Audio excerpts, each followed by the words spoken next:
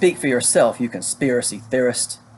Let's analyze those words. Speak for yourself, you conspiracy theorist, okay? Let's just start at the end. Theorist. Theory. What is a theory? A theory is a method of explaining an observation or issue or some other phenomenon. A theory is a way of explaining something. Okay, what's a conspiracy? A conspiracy is a secret plan by a group to do something harmful or deceitful or illegal. That's something that you can go to jail for committing a crime of conspiracy. We all have conspiracy theories. We all have ideas or explanations for something, or something is being done to us wrongly. So the term conspiracy theorist is, the negative connotation is used to make us think that people are crazy, but we all have conspiracy theories every day of our lives, okay? And I don't ask you to believe any of the crazy conspiracy theories you hear, not at all. But you can't just discount them or discredit them or brush them aside either. You can't just discredit them because the media and the government and society all says that you should just discredit them. Because if you do, you'll never know what's true and what's not true. Some conspiracy theories you may find are true, some you may find are not true, but you're never going to know the difference unless you look at it for yourself. You can't just discredit things because the government tells you to discredit them. The problem is that so much of what we've been taught is wrong. So when we hear something that goes against what we've been taught or what we thought all our lives, we just automatically think it's wrong. And it may not be. What we were taught all our lives may be wrong. Maybe it may not be. How do you know? You got to find that out. I personally have never been one to hastily rush to judgment or discredit an opposite opinion. People say that's the nature of me being a Libra, my zodiac sign of Libra, because it's the balance scales. I always see both sides of the story, both sides of the arguments. I always weigh the pros and cons. So when somebody says something that I disagree with, I don't automatically think it's wrong. I think about it. And many of us, just automatically think it's wrong. There's a reason why people talk about, zodiac signs and astrology and traditional medicines and things, because there's something to it. I am that way, and that's what my sign of Libra is. I didn't become that way because I read about zodiac signs. I just looked up zodiac signs one day. I was like, oh, that's a perfect description of me. How odd. There must be something to that. Anyway, that's not what we're here to talk about. Modern medicine claims that it began 2,000 years ago with Hippocrates. Hippocrates is the guy who was attributed of saying, a couple of famous things that we kind of know. Let food be thy medicine, and first do no harm. All medical doctors and veterinarians know that. Hippocrates supposedly said those things over 2,000 years ago.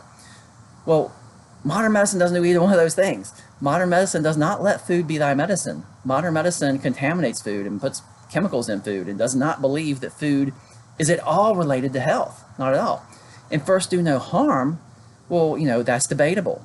So modern medicine and science, they're based on ego. Ego is man's, man wanting to be in charge of everything, or man wanting to be right about everything.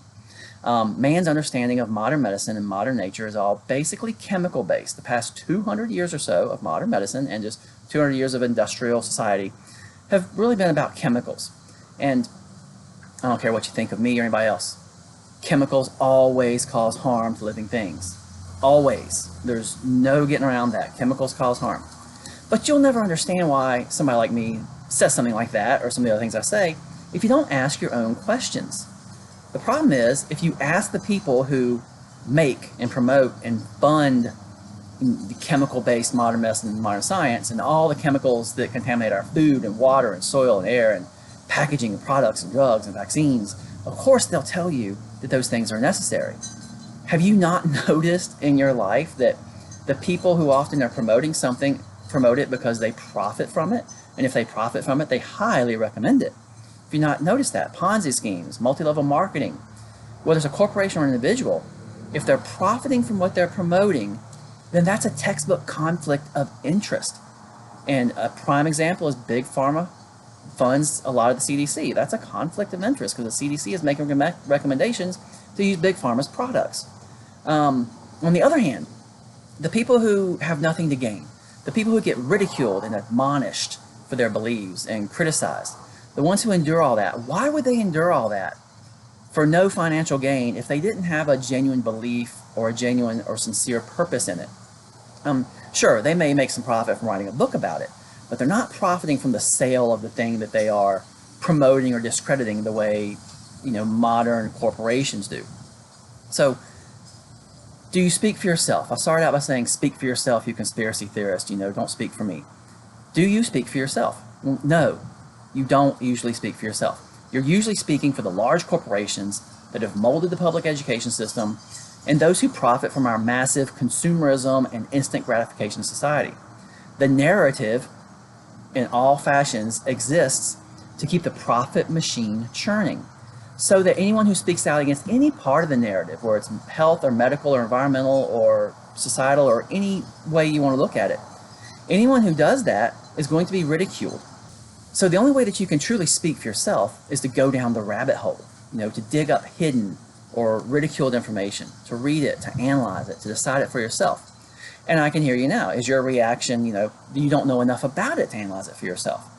Well, no, the opposite's true. You don't know enough about it.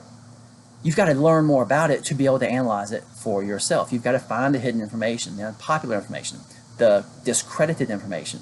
You've got to read all that and learn all that in order to know both sides or all sides of the issue or the topic. And only then can you truly speak for yourself in an informed, educated manner. Your next rebuttal may be you just simply don't have time to go to the local college library and spend hours or days looking at this information to decide for yourself, because you're too busy working multiple jobs, or you've got a career and some additional side hustles, and you're taking the kids to soccer practice, and your life is busy. And not to be a conspiracy theorist, but maybe you being too busy to look things up for yourself and too busy to ask questions and having to take their word for everything, maybe that's part of their plan.